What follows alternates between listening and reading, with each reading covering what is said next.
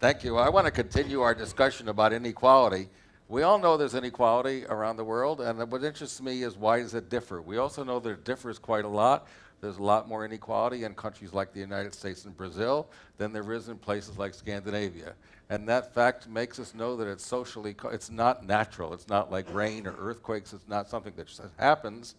It is socially and politically caused. And so that's what interests me. I want to talk to you about that aspect. What do we know in looking comparatively about the drivers of inequality? What produces the public policies that lead for inequality? And before I go into that, I want to preliminary say, do we care about inequality or do we care about poverty? Are we more upset by super rich playboys and playgirls running around, or are we more upset than we are by people who don't have a roof over their head or enough to eat or enough medical care? I myself care more about the latter than the former. I don't care so very much about the playboys and the playgirls running around as I do about people who don't get enough. Those two things correlate. So if we can say that's not the thing, we're going to be worried about poverty and inequality and think about why they differ. And I think that is what we do at our school. Our school looks comparatively, not only international processes, but across countries, and we get a lot of leverage by doing that. We learn things by looking across countries.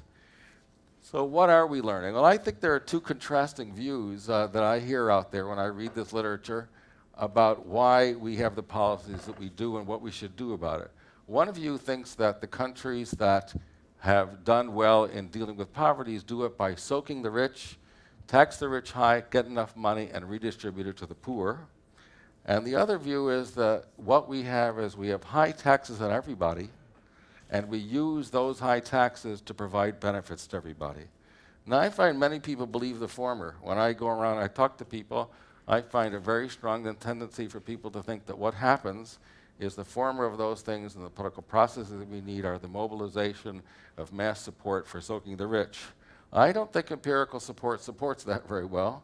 I think the empirical support, when we look across countries, is that poverty reduction and equality happens in the second of these. We have policies that we tax ourselves quite highly, but we distribute the benefits to everybody. And I think that's really how Social Security and Medicare work. You pay taxes, and when you retire, the way I am now, I'm getting it back. I mean, I'm being subsidized beyond that, but I'm getting back what I paid in. That's really how it works. So the big political economy challenge to society, I think, is if that's how you deal with the kinds of programs which my colleagues study, how do we get people to be willing to tax themselves with the idea that they're going to get it back? That's really quite an extraordinary problem that requires what we call intergenerational commitment. It requires that you're really willing to believe that what you pay today, you will get back. And that requires confidence builders. People have to believe that the political system will produce that. And so my colleagues in the social sciences explore these, and I want to just mention two confidence builders that are particularly striking to me comparatively. One confidence builder has to do with political systems. A lot of people have done research comparing political systems that have distinguished political systems that emphasize consensus. One example of that would be proportional representation. Proportional representation, you have more than one candidate per district, people vote, and the number of seats is allocated according to the percentage of each vote. Well, what that produces is that even the weak get some representation, and that tends to produce coalitions and some kind of accommodation, and there's some evidence that that produces programs to protect the weak. The contrast to that is majoritarian systems, the winner-take-all politics. There's one candidate, the plurality wins, and that's what happens, and that's what the United States and the UK have, and some people argue that is producing polarized politics of what we have, and that produces weaker defense, less defense of the weak, and therefore more inequality. So that's one very important difference.